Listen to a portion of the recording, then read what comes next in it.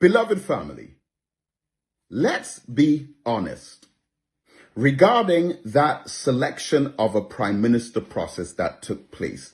If African people in Trinidad and Tobago had economic power, owned and controlled the means and forces of production and manufacturing, had real estate to the tune of hundreds of millions of dollars, and owned the supermarkets, owned the insurance companies, and controlled the banking, insurance, and finance institutions, would it have been possible for a majority African group of parliamentarians to have an opinion as proud, upright Africans with integrity, go into a room and then come out of the room with a different opinion to place an individual to become Trinidad and Tobago's first Chinese prime minister? Be honest. If African people, even with education, did not have to depend so heavily on an elitist Caribbean white minority 1% Syrian group for employment and opportunities and chances of empowerment, if we were not in that state, would it have been possible at all for a situation like that to happen? And is there any other ethnic group in Trinidad and Tobago that can have an opinion centered around the visibility of ethnicity? All of them have one opinion. They go into a room, someone says something to them to change their minds, and then they come out of the room supporting someone who is outside of their ethnic group, who has no ties, links, or connections to the foundation or grassroots of their own people. I am saying no. Now, let's analyze just for a brief moment the statements that were made by the Member of Parliament for San Fernando West, former Attorney General. He said, when that happened, we made history. We broke the ceiling. We did it. Did what? He said, our party has done what the country said we could not do. We have now a non-African leader of an African-based majority political party. Now, as far as I know, Trinidad and Tobago being a magnificent society with so many accomplishments and achievements, we use that kind of language when we achieve something great. When Penny Young was the first Black Miss Universe in 1977, or when Hazley Crawford won the gold medal in 1976, or when the West Indies won the Cricket World Cup in 1975 and 1979, when we qualified for the World Cup in 2006, when Kershawn Walcott won the gold medal in 2012. All of these great achievements, we said things like, we made history, we broke the ceiling, we did it because we accomplished something great. My question to you is, what is so great about coming to the point where we no longer have an African leader over an African party? What is there to celebrate about that? So when we saw that, we see a scenario whereby in our country, political power is the only power that African people have left. It's the last remnant of power African people have. And now that's being taken too. Because in Trinidad and Tobago, Indians and Syrians can both be rich at the same time. Africans and Indians can both be rich at the same time. But Syrians and Africans cannot both be rich. Syrians and the 1% are rich because Africans are poor.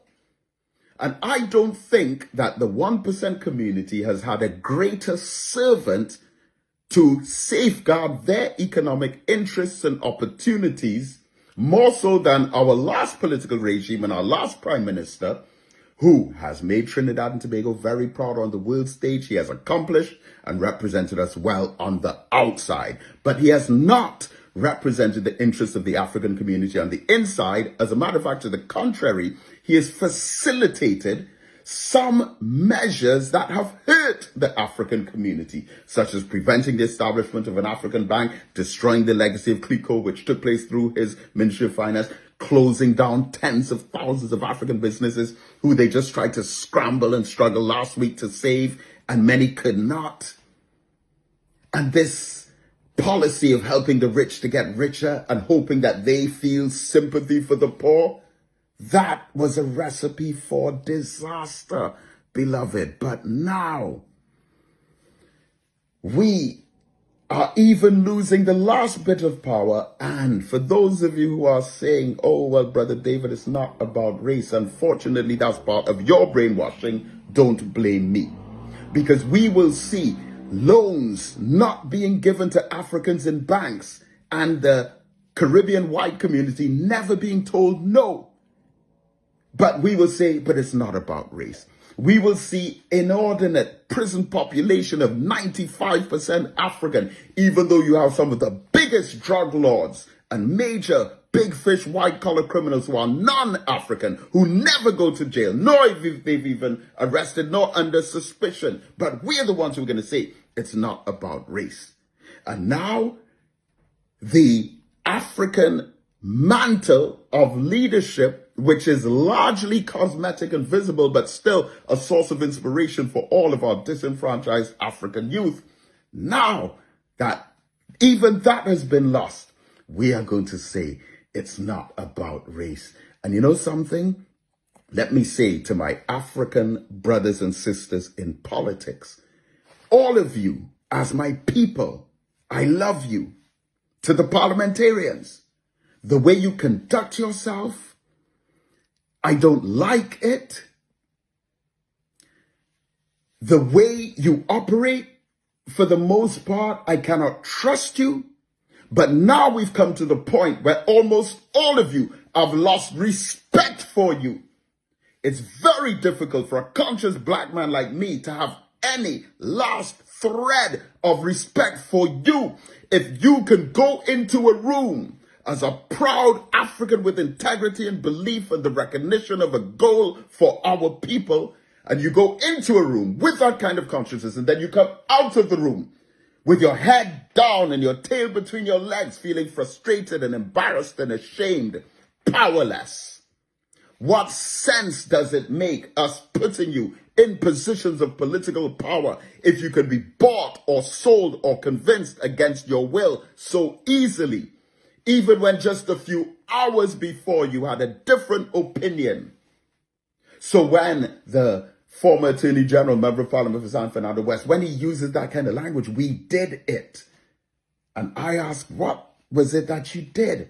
Well, what was did or done was whatever was done to you all in that room when you went in, and then came out thinking differently.